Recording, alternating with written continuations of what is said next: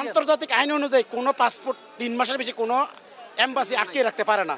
আমাদের পাসপোর্টটা তারা 15 মাস কোন আইনে, আন্তর্জাতিক কোন আইনে, কোন শ্রম আইনে তারা আমাদের পাসপোর্ট আটকে রাখছে। এটা আমাদের দাবি, এখন আমাদের পাসপোর্ট তারা ফেরত দেয়। ভাই আমি একজন ইতালি ভ্রমণকারী, ঠিক আছে। আমি আজকে 1.5 বছর যাবত আমার পাসপোর্ট জমা আছে ইতালি এম্বাসিতে। যখন আমি বিএফএক্সে ফাইল জমা করি আজকে 1.5 বছর হয়েছে, আমার ফাইল এখন আটকানো আছে, পাসপোর্ট আটকানো আছে। ওনারা যদি আমাদের পাসপোর্টগুলো ফেরত দেয়, তো ভিসা না দিত, আমি আবার ওমানে ফেরত যেতে পারতাম। আমার ভিসার মেয়াদ হয়েছে 24 সালে। আজকে আমি 1.5 বছর যাবত বেকার আছি, এই ক্ষতিপূরণ কে দিবে? আমরা চাই যখন আমার ওয়ার্ক পারমিট আসছে তখন আমি বাংলাদেশে আসি, ওমান থেকে বাংলাদেশে আসি। এই যে পেপার জমা করছি বাংলাদেশ বিএফএসে, হ্যাঁ ভিসা ওয়ার্ক পারমিট পেয়েছি। ভিসার জন্য স্টিকার ভিসার জন্য আমরা জমা করছি, হ্যাঁ বিএফএসে জমা করতে হয়, ওরা ভিসা দেয়। আমার পেপার যদি ঠিক থাকে তাহলে ভিসা তো অবশ্যই দেওয়ার কথা। যেখানে লেখা আছে ওরা 90 দিনের ভিতরে আমাদের ভিসা ফেরত দেওয়া হবে। সেই ক্ষেত্রে আজকে 1.5 বছর যাবত আমার পাসপোর্ট দিচ্ছে না, ভিসাও দিচ্ছে না, কেন?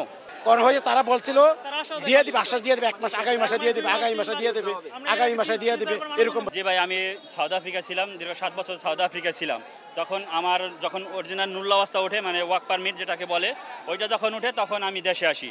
দেশে আসার পর আমি 17 ডিসেম্বর সিলেট ভিএফএস গ্লোবালে আমার ভিসা আমি সাবমিট করি। সাবমিট করার পরে আজ 10 মাস চলছে, কিন্তু আমি পাসপোর্টও পাইতেছি না, আমার ভিসাও পাইতেছি না। যেহেতু আমার 10 মাস হয়ে গেছে, তো অবশ্যই আমার ভিসা সহকারে, আমার না শুধু যারা ভুক্তভোগী আছে সবারই ভিসা সহকারে পাসপোর্ট ফেরত দিতে হবে। এখন আমাদের একটাই দাবি যে যারা এই ভুক্তভোগী আছে সবাই ভিসা সহকারে আমাদের পাসপোর্ট ফেরত চাই।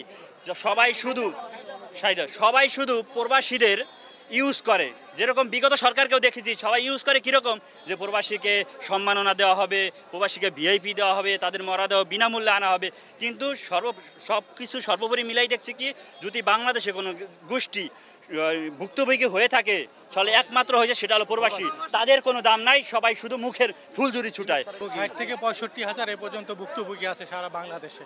তারপর তো এখন তারা তো 2023 থেকে 24 জমা নিচ্ছে। তা আস্তে আস্তে যারা নতুনভাবে জমা দিচ্ছে তারাও তো আমাদের মতো ভুক্তভোগী হবে। যেমন আমরা 1 বছর যাওয়ার ভুক্তভোগী।